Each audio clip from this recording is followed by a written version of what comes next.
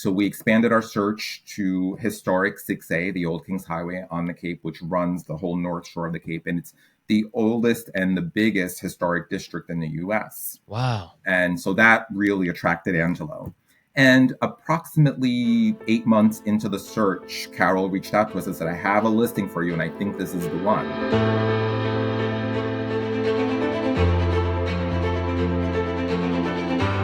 Welcome to Behind the Stays, a podcast that shares the stories behind your favorite boutique hotels, short-term rentals, and hospitality brands, and the hosts, operators, and entrepreneurs who've brought them to life. Every Tuesday and Friday, you'll meet the military veterans, the retired flight attendants, the tech entrepreneurs, the school teachers, the single moms, the hoteliers, and real estate investors who are all, in their own unique ways, shaping the future of travel and hospitality. Discover how these visionaries from all over the world have built stunning landscape hotels in the mountains, designed bohemian bungalows on the beach, erected eclectic, off-grid, nature-immersed escapes, and so much more.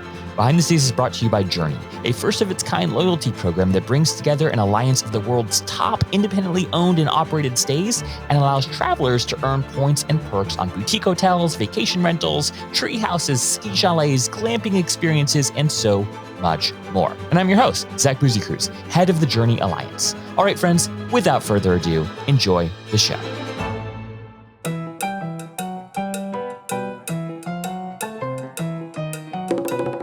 What happens when you pour your heart and soul into reviving a historic inn, transform it into the #1 bed and breakfast in America, and then decide to walk away?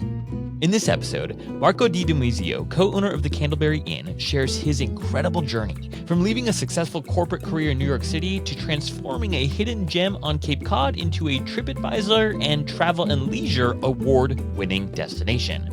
Marco takes us behind the scenes of how he and his partner Angelo spotted potential in an underperforming property, strategically elevated every guest touchpoint over a series of years, and mastered the art of personalized hospitality, leading to record-breaking rates, loyal repeat guests, and international recognition. We also dive deep into how to spot an asset with untapped potential in hospitality, the key upgrades that drive real revenue growth, why small details like knowing the bartender's name matter more than ever before, the psychological shift from innkeeper to seller, and why timing the exit is absolutely crucial. And last but certainly not least, we talk about Marco's next chapter, helping future innkeepers find, buy, and scale their dream properties. If you're thinking of investing in boutique hotels, reimagining historic properties, or simply love the magic of high-touch hospitality, this episode is packed with insights, inspiration, and real-world lessons and stories from someone who built and also exited a legendary inn at the peak of its success. All right, friends, without further ado, get ready to meet Marco.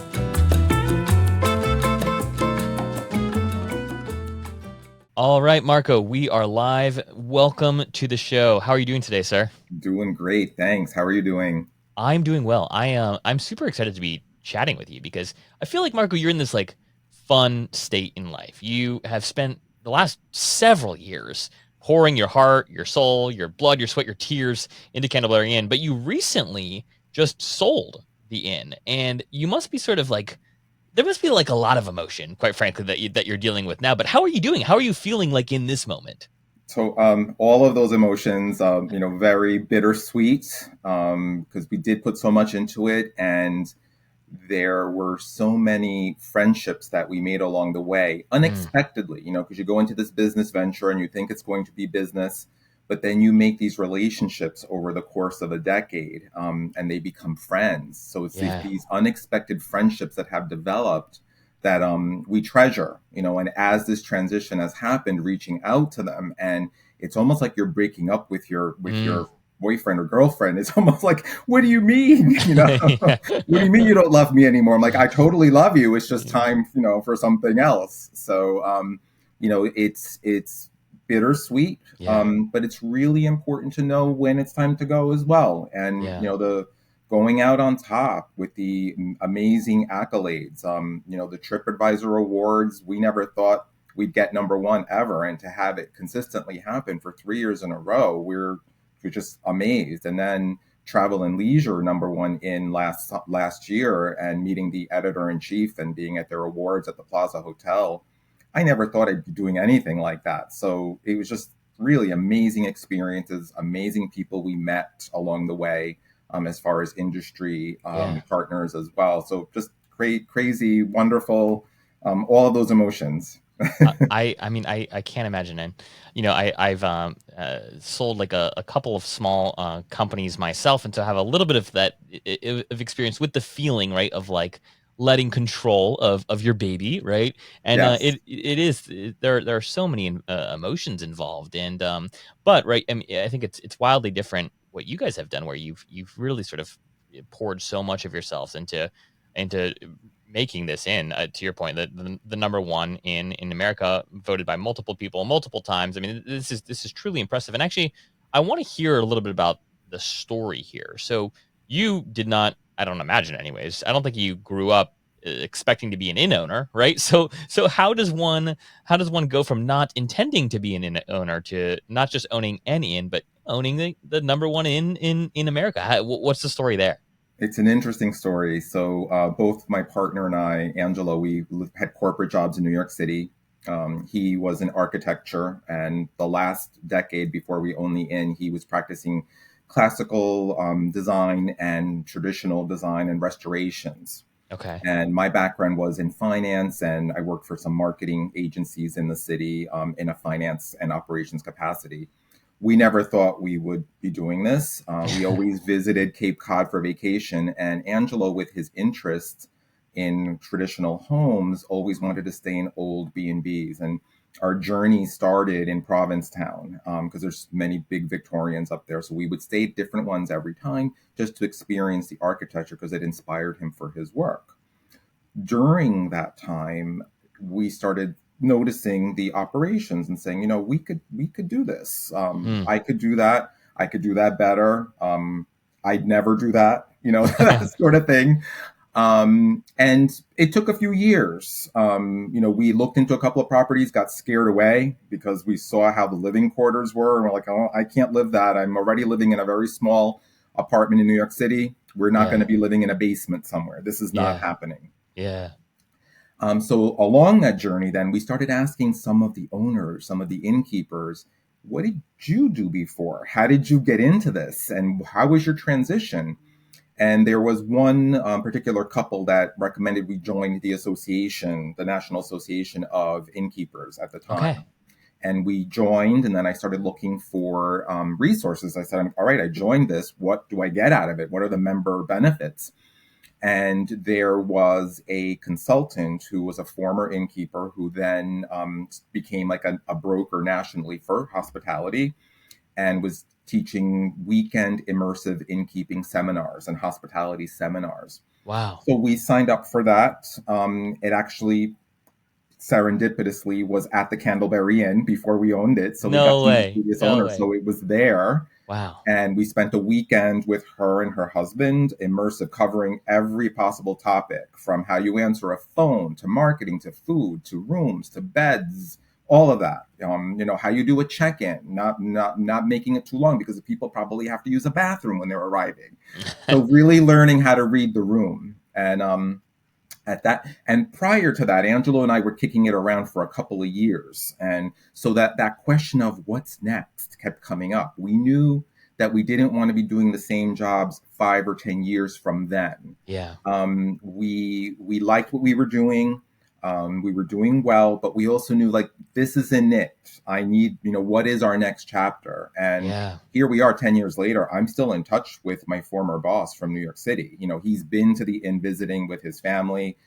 He was a global CFO, and we're still in touch. He still misses me. So, we left on a really positive note in that chapter as well. Yeah. But that what's next kept coming up. And when Mhm. we met the consultants during this seminar, she answered all the questions we had. And, there were no more excuses. Yeah. It So was that's time. why Angelo and I were sitting with them in the parlor of the Candleberry Inn saying, this is it.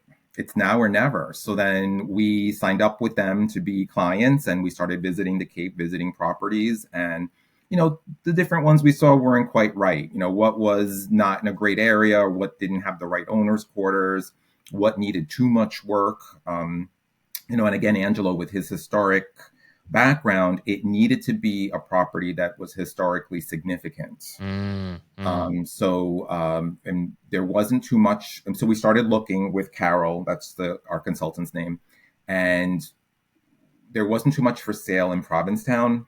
And so we expanded the search along the Cape. We knew we wanted to be on the Cape because we wanted to be a place that was a destination for travelers. Yep, It yep. would make the business case easier. And then, because we didn't want to be in some isolated place where, it's all on you to bring the customers there. A place where there's already a lot of money with the chambers of commerce and other organizations spending money on marketing, made it a more viable, attractive venture for us. So we expanded our search to historic 6A, the Old Kings Highway on the Cape, which runs the whole north shore of the Cape. And it's the oldest and the biggest historic district in the US. Wow. And so that really attracted Angelo. And approximately 8 months into the search, Carol reached out to us and said, I have a listing for you, and I think this is the one. Mm, And the previous owners of the Candleberry Inn, after 14 years, decided to retire. So we flew up from New York into Boston and, visited for the day and just to see the rest of the inn. Because when we stayed there, we only saw the guest room and the common area. So we were able to see all the rooms, the owner's suite, as yeah. well as the utilities and all of that. And that was the one. So that from there is where, we made the offer and we moved on. And then in early 2016, we took over. Wow, And that's amazing. at that point, it was a lovely inn, but it was an underperforming property. The Yeah, previous owners had other things in their lives. They had other jobs. The inn was not the priority, but they did a very nice job. yeah, yeah. But there was I, a lot of opportunity for growth. yeah, yeah, And when Angelo and I took it over, we said, all right, if we're going to do this, we're going to do this. yeah, And right away, we hired a marketing company specializing in hospitality, because there was no marketing being done before. The yeah, website wasn't responsive design. There was no social. There was no email. There was nothing. So right away, we partnered with different agencies to build the brand. yeah, yeah, So that was part one. And part two is delivering on it, delivering on that brand promise. And that's where the reviews started to build, yeah, and over time, we started, getting noticed and, top 25 inns and then top 10. And then in 2022, the way I found out that we were number one in, was from a guest in London, in England. Because the first thing I did when I wake up in the morning is just check my emails. Nothing's blowing up, everyone's good. yeah. um, and there was a guest congratulating us, like, "Hey, congratulations!" And I really didn't know what she was talking about. And I'm thinking, "Oh, we won last year. I'm probably number five or something." It was number one, and it was Wow, number two worldwide on wow, TripAdvisor. So that was wow, craziness. And wow, the news companies were here. We were on NBC News. They came with the van with the satellite in the driveway. 5 o'clock, 6 o'clock, 7 o'clock news for Boston and Providence. Crazy, and wow. obviously the phone was ringing off the hook, Of and course, the of bookings course. were amazing. And then it happened again in 2023 and 2024, and then Wow. 24 we got travel and leisure as well. But it really was, you know setting the bar really high, always thinking about the guest experience and what more can we do, because reviews are part one. So people are arriving with these expectations. You need to deliver on it, Yeah. because people, and many of the reviews say, we had high expectations but they surpassed it. And it's, all right, how do we continue to do that, because it's Yeah. never done. It wasn't that anything was wrong. No, not really. It was just, I don't know, life. The kids were young, so full of life, but always needing more. Their careers were oh so demanding, and it always felt like saying no was just never an option. And somewhere in between it all, they had misplaced each other. The bickering had become more frequent, the patience thinner, vulnerability a rare guest, romance something that they promised that they'd get back to eventually, but eventually never came until here. At first, it was just a drink at the lobby bar. It's designed so effortlessly intimate, it made conversation feel natural again. Then a slow walk through the garden, up to their handcrafted safari tent, where a cellist played a song that neither of them recognized, but somehow felt like home. And then, without thinking, their hands found each other, without effort, without expectation. And suddenly, they were laughing, like they had on a second date at the coffee shop downtown that no longer existed. They were complaining about each other's mothers like they had on the cobblestone street in Rome under St. Peter's shadow. It wasn't an escape from reality. It was, in fact, their truest reality. It was them. At Journey, we're building a collection of stays that inspire reconnection. Do you know a hotel, a treehouse, a ski chalet, or other soulful property that has inspired you to reconnect? If so, share it with me at zach@journey.com. I want to unpack actually something you said a Yes. moment ago, Marco, that I thought was so interesting, because a lot of the folks who are listening to this conversation are hospitality entrepreneurs in their own right, right? Some might own boutique hotels, others have incredible short-term rentals, some are like looking into building from the ground up, others are looking to kind of buy underperforming assets and then reimagine them and bring them to life in new ways. And I think one of the hardest things to discern is how do you spot an asset, right, that has lots of potential, right? Is already doing well, but you see the opportunity to kind of take it to the next level. Because like the challenge is, if you acquire a property that's doing really really well, you have to have some sort of like magic sauce, or there's got to be some additional flair, or maybe you just have gobs of money, which most people don't, but maybe you've gobs of money to totally reimagine everything about the stay. So it's kind of hard to discern what's a really great asset that needs some additional love and some additional investment, but with that will succeed, versus assets that are like, hey, you know what? This is kind of the upper threshold of it. It's never going to get better than this, which is okay. Like we're okay to perform at this level, but we're not going to be able to like increase revenue dramatically for this property because of X, Y, or Z reasons. And then the I guess the third option is like, hey, this is an underperforming asset that's underperforming for a reason, and it probably doesn't have a lot of like room for improvement. Were there any sort of questions or frameworks or things that you guys used in the search process to help discern what properties were great and had potential to be greater, or maybe were good and had potential to be great, versus properties that just were either already great and couldn't get better, and or were just fine or poor and we're never going to be more than fine or poor? Yeah, absolutely. So that immersive weekend that we spent with the consultant gave us a lot of insights into that. The biggest thing is you can change anything, but you cannot change location. Mm, So we mm, knew that it was a great location right on the historic highway. It was a walk to the beach. So it checked off a couple of those boxes.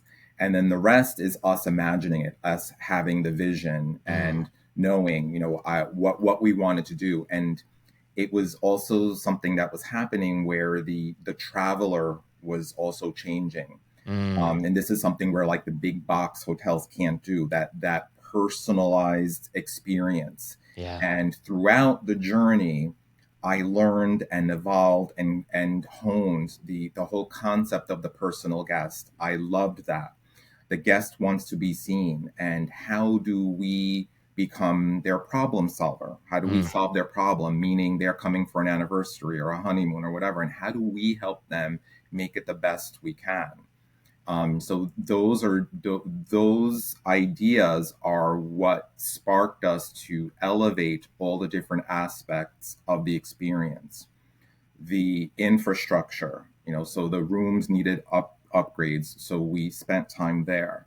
The bathrooms needed to be done, so halfway during our ownership 4 years ago, we gutted and renovated all of the bathrooms to spa-like, very high-end bathrooms because today's traveler wants that. yeah. And it was a challenge because, Angelo working in the city and his historic projects, he had some wealthy clients in New York and the suburbs around New York, and we did not have that budget. So Yeah. how do we do this? So this is where he and I did this little tap dance. And but he still was very pure to his design. How do we offer modern amenities that today's traveler demands, but fitting them into a historic property? So And beyond that, all of the crown moldings and trims and all of that to make it look like it's always been there. And this Yeah. is, a competitive advantage that we had with his experience. Yeah. And Yeah. the same thing with the furnishings, because when we got there, everything pretty much needed to be changed. But how do you do it on a budget? And how do you do it incrementally over time? So we Yeah. spent a lot of time at estate sales and antique shops and finding the right brass lamps that look fresh but are appropriate for the property, and just always looking to elevate that experience for the guest. Yeah. And then the soft amenities like the bath amenities and the plush towels and the bedding, all of that. It had to be at a point where like a guest walks in the room and says, my God, I just want to cuddle into bed and not leave. Or Yeah. when they visit your website, I want to stay in that room. I Yeah. want to be in that bed. That making it so compelling for them. Part one. Part two, the food. And the Mm. food is really something where you can distinguish yourself in this type of venture. The property is an old colonial building. Mm-hmm. We are two guys of Italian heritage. Our moms, I was born in Italy. We grew up in very Italian homes, Wow. where everything is about food. So there's nothing Yankee or colonial about me, except I lived in New York, so I'm a Yankee fan. But besides that, the one thing is the food must be authentic to you. Mm. Mm. So there were recipes that were more Americana, but then there were also the ones that were inspired by our moms and our upbringings, and those really resonated with our guests. They loved the experience, they loved the food, and the afternoon treats, all of that, and that really worked for like reviews and loyalty and repeat guests. There were guests that we were getting back 3 or 4 times a year, Wow. from different parts of the U.S. So it really worked. So yeah, the food, the soft amenities, the marketing, and just being being available between us and our staff, knowing how to answer the questions, and that whole problem solving mentality, that concierge service, helping them. Not only on site, but also with their activities in the area, and that's where the marketing really came in that the blog writing and the articles we were writing made us experts in the area. We Yeah. knew the activities, and from some of our articles relating to either whale watching or the Cape Cod Rail Trail, our blogs were ranking higher than like TripAdvisors at one Wow. point, which is amazing. Yeah. But Yeah. it's just about working with the marketing company that did the research, and then we added in the local the context. So I called it adding context to the content, Mm. because Mm. they wouldn't know. My marketing company wouldn't know, but we knew. The restaurant. So they talked about the local restaurant, then I would say yes, and the bartender there, Diane, makes an amazing lemon drop martini. Make sure you hang out at the bar with her, and only we would know that. But those are Yeah. like the insights that when someone's planning their trip, like, oh my God, these folks know what they're doing. I need to stay there, and I need to be part of this experience. And all of that integrated is really what worked for us. And I can talk about this all day. Yeah. No, I mean this is amazing, and there are a couple things that I think I just want to double click on is that attention to detail, right? I think that we're living in an era where there's so much choice, and quite frankly, travelers are so overwhelmed. Every hotel, every inn, every short-term rental, right, claims to be the best in their respective region. People use the word luxury like Number there's no one, yeah. tomorrow. Number one, Number luxury, one in their best. town, yeah. Yeah, and it's like, what do these things even mean anymore? What do these adjectives even mean anymore? Anymore, luxury is in the eye of the beholder. Anyway, I mean, there's so many like caveats here, but I think what's true is that the most discerning travelers, right, are looking for detail. And so when I read that article and I see that you reference the bartender by name, that indicates to me that okay, these people, they know their story, they know their place, and that's hugely valuable. And to your point, there's so much value, right, when thinking about the story that your place is telling, and then making sure that you don't outsource that story, or you outsource parts of that story, right, because you only have so much time. But in terms of the refinement, that has to come from the owner. That has to come from somebody who's got their boots on the ground. And I think that is the distinguishing factor. So many hotels, so many properties, right? They want better guests. Everyone wants better guests. Everyone wants guests that are going to spend more. But they almost want to outsource the demand And like that is like that's actually a very like tough thing to do well, especially if you want to compete at the highest of levels. And it sounds like you guys figured out this right formula of, all right, how do we give a bunch of work to a partner that we trust to help us get off the ground, but then we need to make sure that every bit of content that is out there has our unique story, our unique context added to it. Because at the end of the day, when people show up, we want it to feel like the blog that they read that first inspired them to book. Absolutely. It must be authentic. And they want the face to face time with you. I mean, we've traveled and to many B&Bs prior to owning the inn. I think we stayed at 30 different ones. And prior Wow. to owning the inn, when I shared it with our commercial lender, I said, these are the different places we've stayed and we've done our research. And she was just blown away. And, these are things I picked up. These are things that I gleaned. But it must be authentic. And when we stayed at different places, the fact that the owners or the managers acknowledge us at breakfast, they came over and say, how was your night? Can I Yeah. do anything for you? Where did you have dinner? How, that even if it's just a minute, that makes such a difference. And when you don't get that, it's not the same.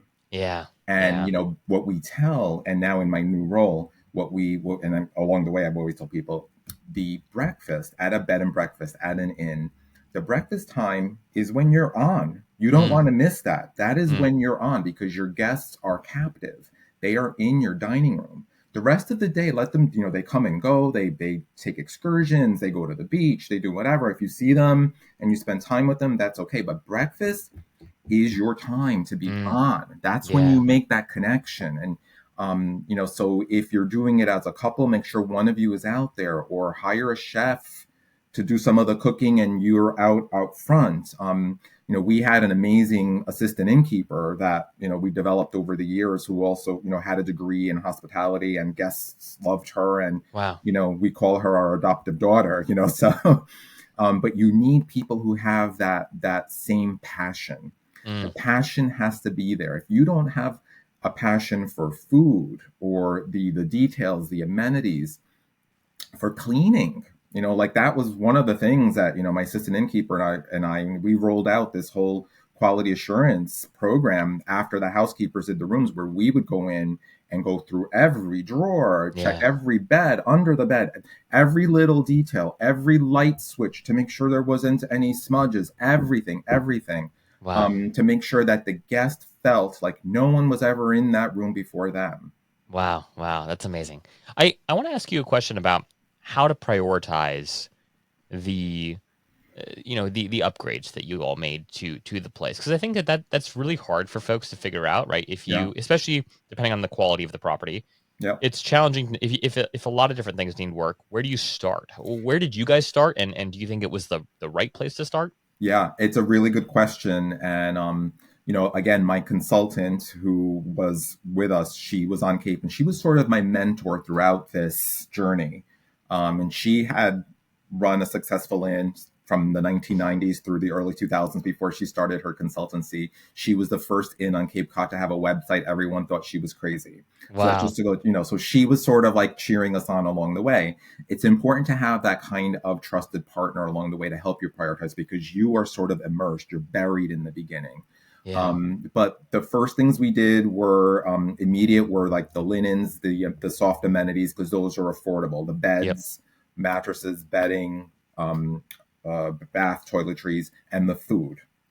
And then in year two is when we explored the whole HVAC upgrade because Okay. when we bought it, there were still like window units for AC and all of that, Wow. and that Yeah. that doesn't work for today's traveler. So that was a big project that we did about a year and a half in, and we got our commercial loans and all of that, and it paid, and every penny it paid for everything because Wow. the additional rates that you can charge for that paid for the loan. It was worth every penny. Yeah. And then over time, it's when we said, all right, now it's time for the bathrooms. And that was a big project because we did all 10 bathrooms at once. Wow. Wow. Yeah. And Angelo, again, with his background, was able to sort of project manage it over that winter. So, January 2nd, after the New Year's crowd, is when they came and started demolition on the entire inn. in the Wow. bathrooms. And, we slid into home base in early May to, to reopen the inn and have everything redone and ready to go. And again, it was a big undertaking. We did the best we could with the budget we had, but it was great. And again, it was worth every cent because we were able to increase rates again. Because at the end of the day, you want to increase that ADR and that Yeah. occupancy, and that cycle that keeps going on. What more can we do to keep getting this to the highest it can be? And that project was the biggest one we did, and it definitely paid off. I'm curious because you guys know your guests really well, and Yeah. you've mentioned that many of your guests have come back multiple times, sometimes within the same Yes. year, Yes. which is remarkable and a big testament to your quality of service, I'm sure. But what would guests over time like be willing to pay more? Like, were there any comments or remarks from your guests of, oh, hey, we were here before the bathrooms were done, and we were paying X per night. Now we're paying Y per night. Like, come on, Marco, cut us a deal. Yeah, Like, how did your absolutely. guests feel about this? So we did lose some guests, and that's just natural. And you realize that they are not your guest. Yeah, yeah. Okay. So, and those, the ones that were looking to pay less were the ones that were always a little bit of trouble. They always wanted more and paid less. Mm, When we started increasing the rates, they just sort of went away, and it was a better guest. yeah, And yeah. that's what we wanted. And we continue to increase the rates, and the guests who got it, they willingly paid for it. And honestly, we pretty much quadrupled them over time, Wow. and not no pushback, because again, you're delivering. It's about value, Yeah. delivering this experience, this immersive experience. It's not just a room, it's not just a bed. There is that guest out there. That's not our guest. And occasionally that guest would come. They booked last minute to go to a wedding or Yeah. something, and it came through an OTA, and okay, that's fine. I'll take it. I'll take your money. It's all good. Yeah. But that's not our target guest. Our target guests are the ones where you make that connection, and they discovered it, and they're like, wow, I don't have a lot of free time, and this made my summer. I mean, there were times where we had like a one night stay for a couple, and they didn't do anything the entire year because their schedule did not allow for it. So they had like a one night stay, and then like at Christmas time we get a card from them saying, that stay was our summer. It was all summer in a day. Thank you for making Wow. it so amazing. So that's where our focus was, and Wow. delivering that. And when you start doing that, the price does not become as relevant for that guest, because it's more about the experience. A hundred And this is percent. something I think a lot about, because I am part of a national innkeepers group, some very high end inns, and we meet in person twice a year and then offline. And there's a couple of other of us that we think the same way. What more can I do to make my guests better? And how can I make my business better? How can I Yeah. make it more profitable?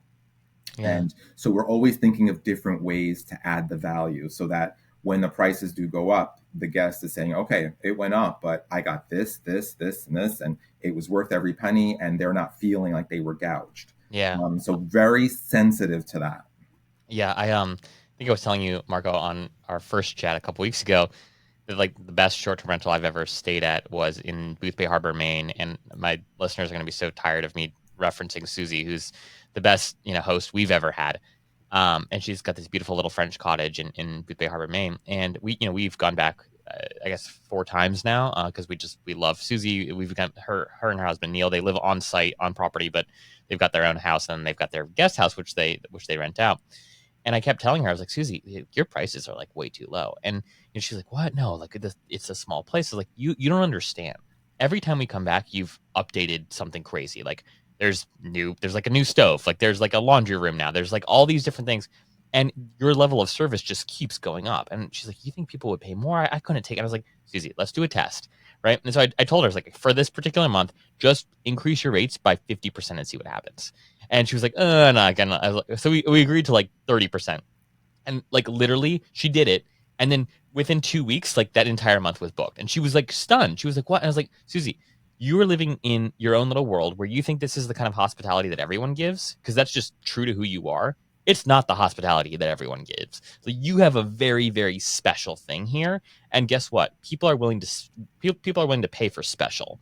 And so Absolutely. it's just funny. And I imagine maybe you guys, it sounds like you guys were maybe a little bit more connected through your association, which was great. But some people, you're just so focused in like the day to day. You're so worried if we increase rate, ADRs by 30, $40, $50, will people like still come? And it's like, yes, the right people will. Absolutely. No, Zach, that you hit the nail on the head. That is something that we all feel the same way when it comes to us. And then when you give the advice to other people, It's it's scary. easier to Yeah. give it to other people. I definitely you know, struggled with that over time and then became more comfortable over time. And then, you make it fun over time. And then, Mm, it got to the point where, I wasn't even using like the yield management or revenue management tools in my software. I was just yeah. doing it like, okay, let's do $200 more, and then it would Yeah. book. And my mom, who had like a third grade education from Italy and worked in a factory here, she was staying with us once, and there was one of the rooms where we sold it for like $650. She's like, "You're crazy! No one's ever going to pay for that." So then that night at dinner, I'm like, "Ma, someone bought it for like 4 nights, and they also added on a bottle of wine for $50." Oh And my she's like, gosh. "Who are these people?" It's so far into her. Yeah. But it's out there. So if Yeah. you're delivering that value and communicating it, there, it's you got to go after that. Absolutely. And I'll tell you a funny story about an innkeeper friend of mine who Please. I've happened over time in a neighboring town. We would talk about this a lot, and I would say to her, "You got to increase that first floor room. That's suite. People want the first floor. It's a suite. You got." She was so uncomfortable, and she had neighbors around her who are, they weren't operating at the same pace she was. She was kind of like, with us. And I said, "All right, let's do a test. Yeah. I want you to make it this." And she was like, "No way." I'm like, "Make it that for like 2 days. Yeah. Okay. Just see what happens. If you get it, you owe me a cocktail."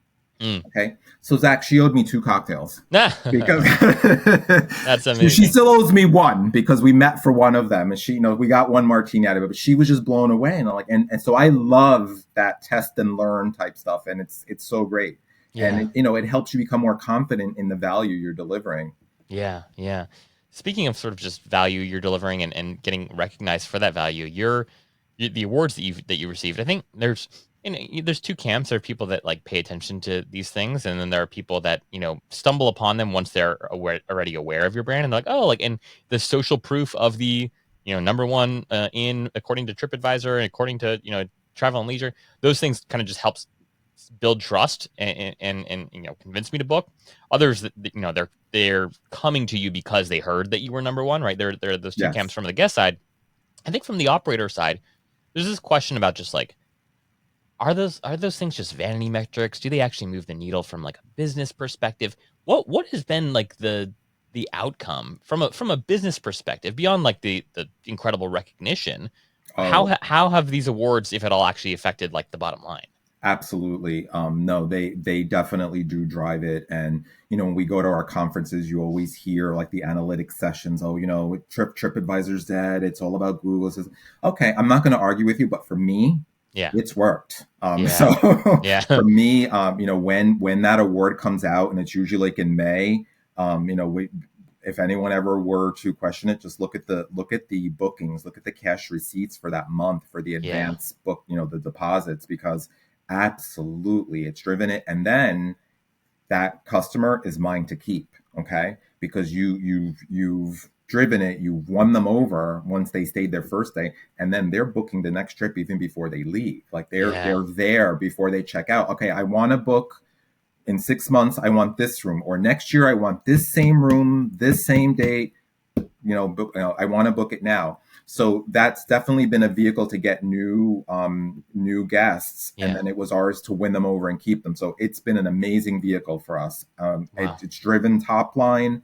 Absolutely, yeah. I can't stress it enough.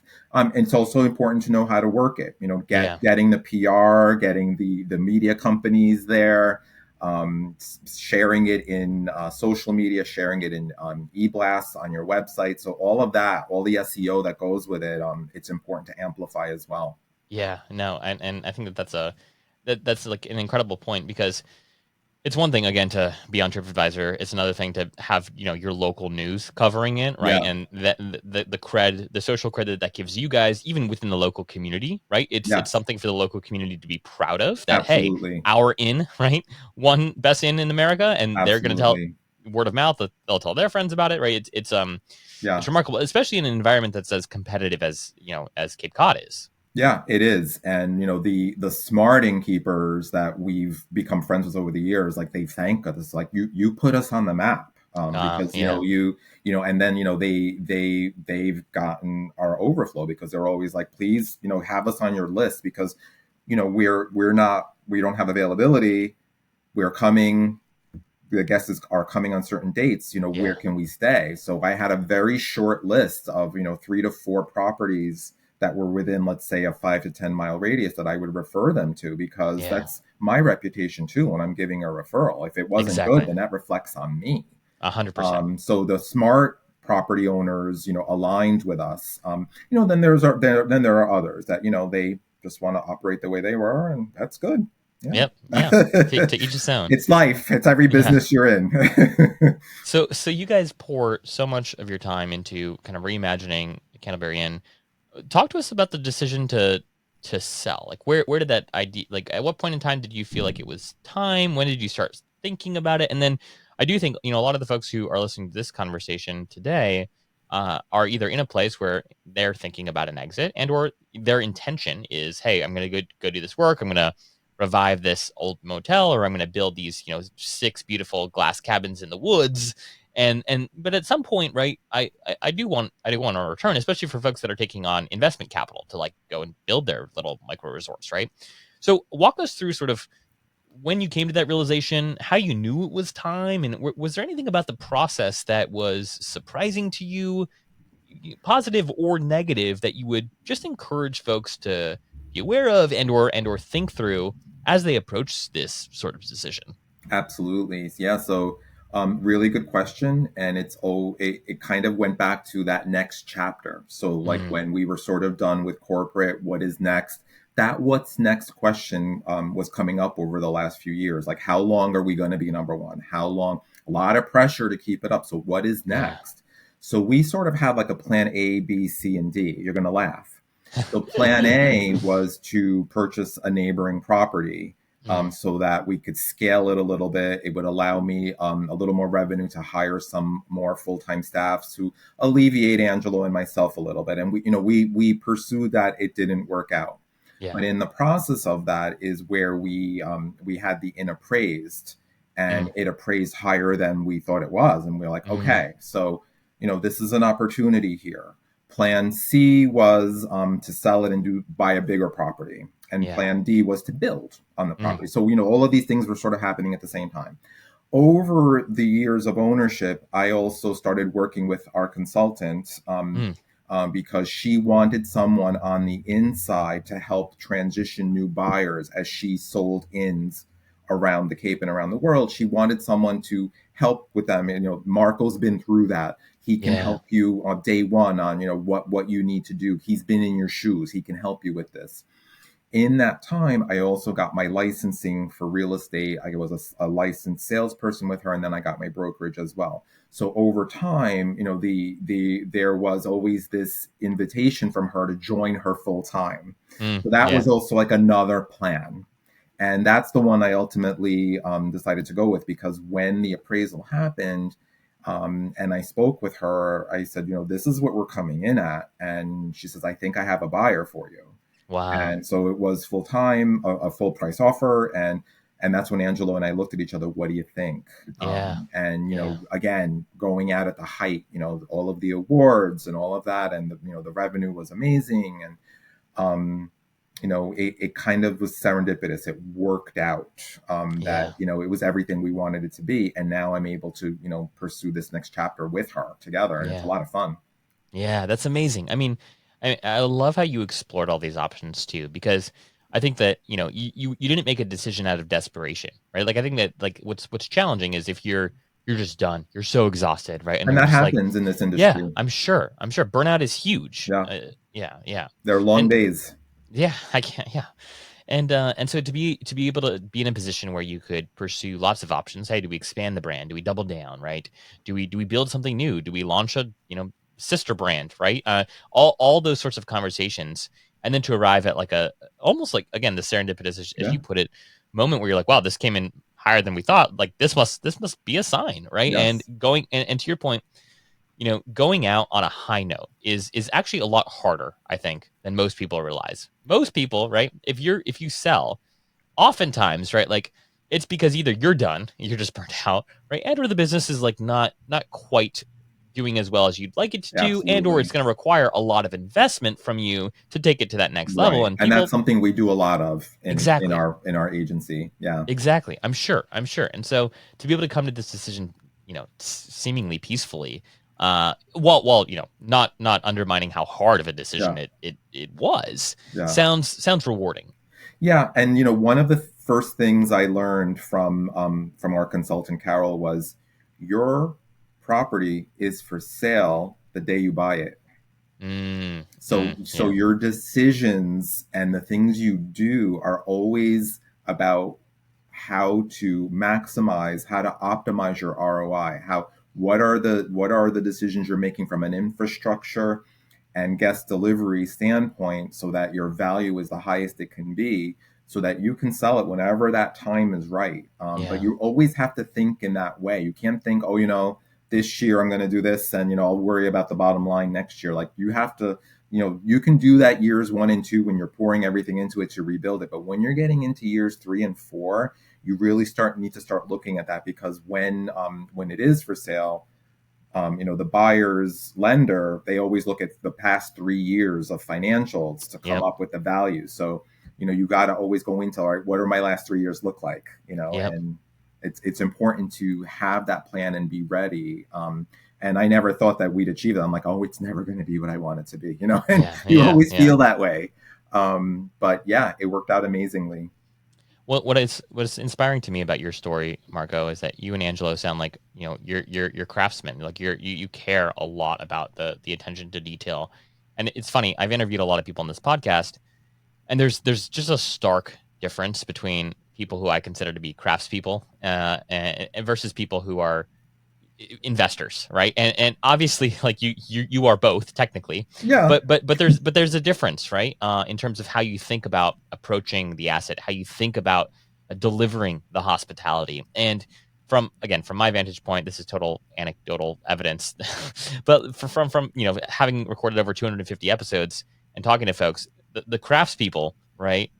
They're the ones that tend to end up doing a lot better than they expected, because they didn't optimize so much for cost, right? They optimized for potential revenue, meaning like, okay, if we did this, how much more could we charge? Versus, oh, we shouldn't do this because we can't afford to because we're charging this. absolutely. Absolutely. And this is something that with my group that we meet twice a year, we talk about this a lot, because Mm, we invested a lot in our marketing partner and our marketing services, but the ROI was amazing. Okay, yeah, we would not have been able to achieve that without the right marketing partners. yeah, And that's where, when you talk to some of the other properties, they're like, "You're crazy for paying that." I said, "Okay, I'm paying that, but I would not have gotten what I've gotten without that." So, exactly. so yeah, it's the financial part of it, but it's also the physical and emotional effort. Meaning, we had a couple that was in a car accident. So, Jeez. I went and picked them up at the hospital because their car was totaled, and then we had to drive 2 hours to get to Provincetown because her phone was with the police department up there, Oh and then my getting them gosh. back to the inn, and it was like midnight, and Angelo having food waiting for them because they hadn't eaten since breakfast. So, Yeah, so that was not a nice experience, but how can we make it better? And yeah, then finding someone to take them home, finding a car service that could take them back home to New York, 4.5 hours away, and just coordinating all of that. And the connection we made with that guest, it's priceless. yeah, yeah. I mean, those, like, the thing is, like, those are the things that people remember literally for the rest of their lives. Hmm. Anytime someone ever says Cape Cod, they're going to tell that story, right? Yeah, Of how they were treated when that tragedy occurred. yeah, Anytime, right, somebody like mentions, oh, like, hey, we're thinking about going to the Cape, like, where should we go? Candleberry Inn's top of the list. Like it's those moments, right? And how you capitalize on those moments that literally develop, or I should say, make or break, right, lifelong advocates. And I think that's the magic, right? That's the secret, is having It the is. wherewithal to capitalize on those moments. Yeah. I mean, when we started our journey, our consultant would say, they're not coming to see you. They're coming to get away. Okay. So, Yeah. we did all that.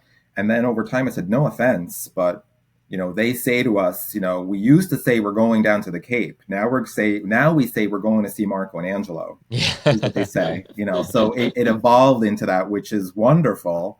Again, an unexpected gift that, Yeah. sort of came out of all of this are the relationships. And, Yeah. some of the guests that, we've gotten very close to, they become aware of this change, and, we still plan to see them when they visit. We're going to meet them for lunch or coffee or, Yeah. so, it doesn't end here for those Yeah. relationships. And that's a gift.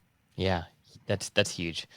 Well, Marco, this has been a wonderful conversation. I am, so excited for you and this next chapter of your life. Congratulations to you and Thank you. Angelo for this incredible win, right? Of being able to take something, breathe new life into it, and then get a return that is exciting and really launches this next chapter for you both.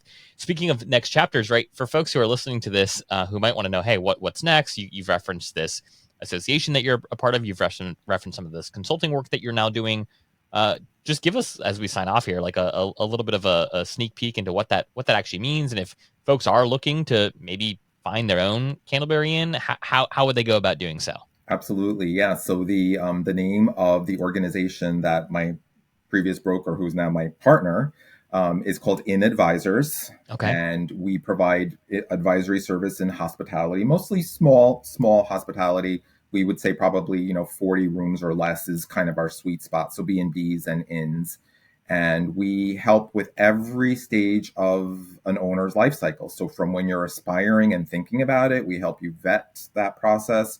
We help you with the purchase valuation of a possible property, through the purchase with the lenders, all of that, and then we help operationally as well. When you're new and you need some help with the transition, or you've been a couple of years in and you want to understand how to get those financials to where you want them to be, we can help with that. We can help with staffing recommendations or cooking. Like, we've stepped in. Angelo is actually going to be helping someone pretty soon with some food ideas as well. And then later, the exiting innkeeper, when it's time to exit, having that plan. And remember, that whole 3 years, it's not something you decide, I'm going to sell now. Like, you need to be thinking several years in if you really want to maximize that ROI. It's at least a 3-year plan. So helping. So one of the greatest things is your buyers become your sellers later on. 7, 10, 15 years later, they become your sellers. So it's this whole life cycle of the small property owner. Yeah. No, well said. And we'll have links in the show notes to Inn Advisors, and then Marco, I'll throw your LinkedIn in the show notes as well. Terrific. So if folks want to connect and learn a little bit more. And then of course I'll have Candleberry Inn's website linked below too, so y'all can go check it out. But thank you so much for your time, man. It's been a real pleasure, and congratulations again on this next chapter.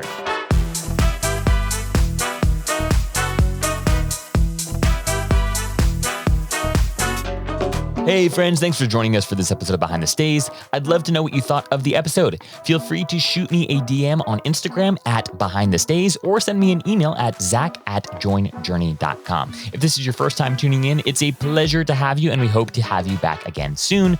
But if you've been a listener for a while, I'd greatly appreciate if you'd subscribe to the show if you aren't already, and then leave us a rating and review of the show wherever you're streaming this podcast. Oh, and if you know a hotelier or a hospitality entrepreneur that's building something new and novel, I invite you to introduce them to me so that my team and I can discuss bringing them on the show. Again, you can just shoot me an email at zach@joinjourney.com or a DM on Instagram. Behind the Scenes is brought to you by Journey, a next-generation loyalty program built for the modern traveler. We're looking to onboard new boutique hotels, unique stays, and the top vacation rental management companies onto our platform every day. If you're a hospitality entrepreneur who has a stay or a collection of stays with soul, we'd love for you to apply to join our alliance at joinjourney.com/alliance. Again, that's joinjourney.com/alliance. Thanks for being here, y'all. We will see you next time.